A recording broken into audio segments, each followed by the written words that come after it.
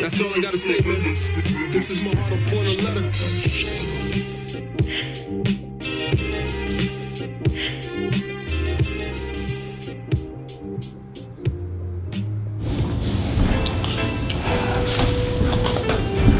All right, Kourtney, you moved in the house, the Life House, about 4 weeks ago, and we know just a little bit about you. So we're going to sit here and kind of talk about your life and where you came from and where you were born. So give us a little history of where you come from. From South Dallas, Oak Cliff, Texas, to be exact. All right.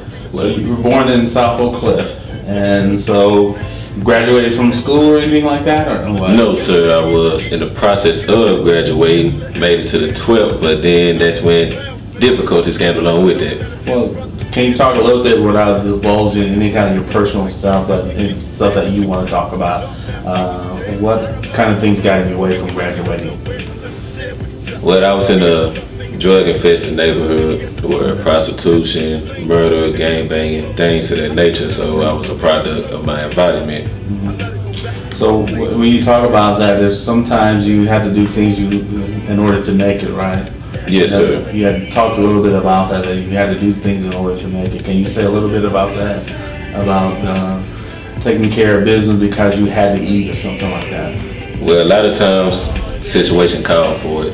You have, when you look in the freezer, there's no food in there, and it be like this for days, and you got your little brother or younger siblings under you that say they hungry. So you got to figure out what you're going to do. Right. So I started off by going to the local grocery stores, helping people with their groceries, and we was making money that way. But then we needed shoes and material things, school paper, you know, I mean, you look around and you see everybody with this and that, and you don't have it. Right. People tease you and that get out to your head. Right. So you had to do in order to help your family and help your siblings make it. Yes, and sir. So then what happened? Then you had to, did you get caught doing something, or what happened? Yes, sir. I got caught at the age of 17. Been doing what I was doing since I was 13, and distributing, selling. So you distributed drugs, and then you got caught, and then you had to go and do some time.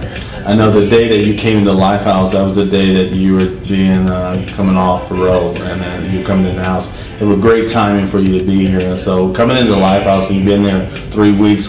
What do you see? How does it help you?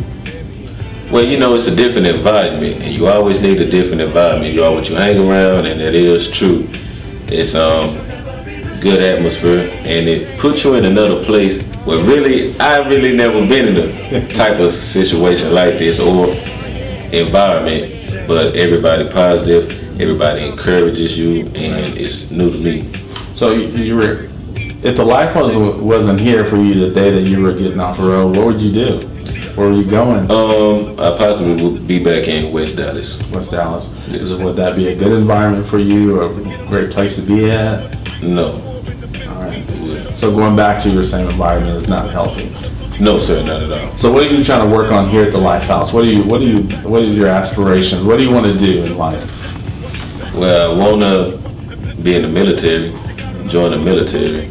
If that was to be delayed or procrastinated, it would be to be a welder, heavy equipment operator, CDL driver.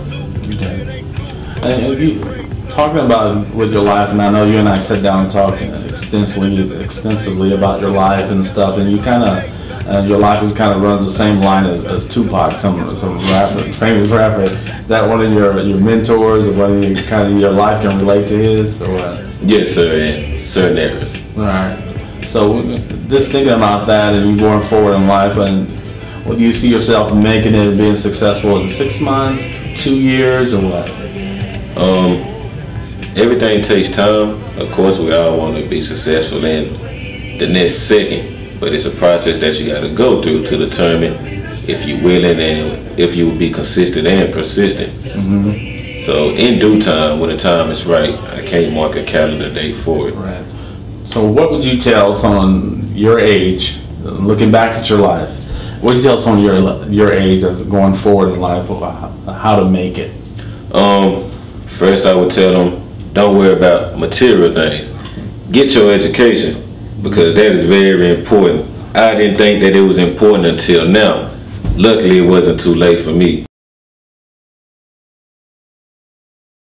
The time I was born, the Supreme Court passed an issue and this country was torn. The public war, temper sword. If my moms didn't know the Lord, see if it became legal to pull the cord. There's still bad controversy on this parameter. Since 73, we killed more than the entire population of Canada. Here's the diameter. The big industry that makes a fortune. God makes you choose, but it's murder to have an abortion.